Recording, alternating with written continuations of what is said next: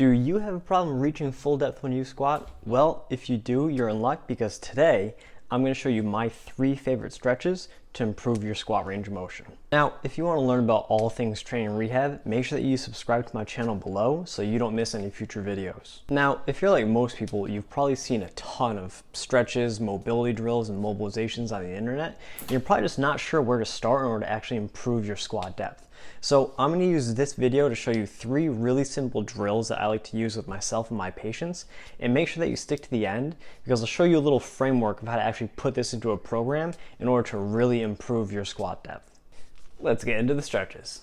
Alright people, the first stretch is just a half kneeling dorsiflexion stretch for your ankles.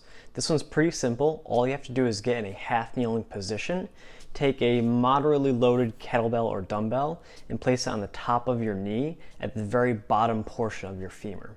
In this position, you're just going to let the weight of the kettlebell or dumbbell push your knee forward as you lean over your foot, getting a nice stretch through ankle dorsiflexion.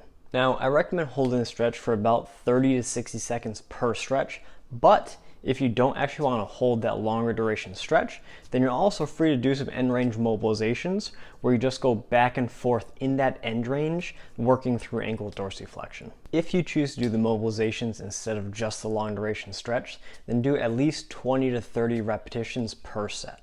Alright everybody, the next drill that I'm going to show you is actually a front foot elevated split squat hold.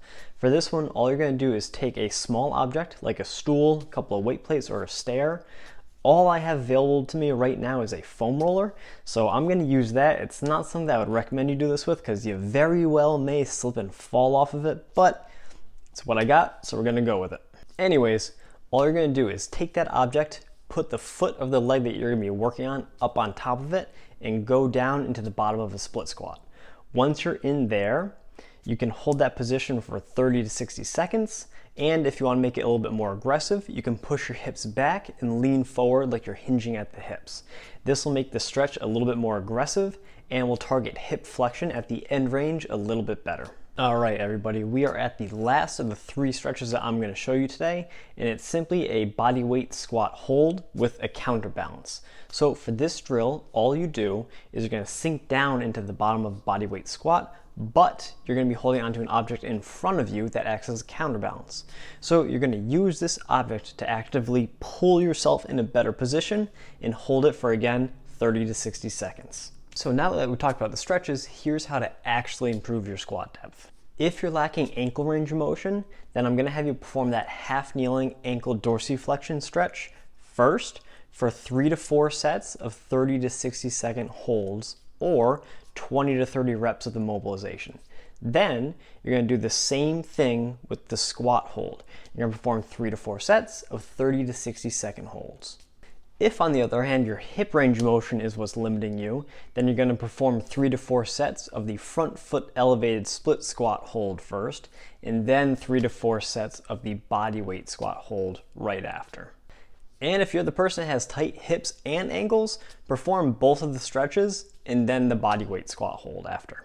Now, the really important thing is that you do these stretches consistently. You need to do this stuff at least 4 to 5 days a week for a period of time in order to actually improve your range of motion and therefore your squat depth.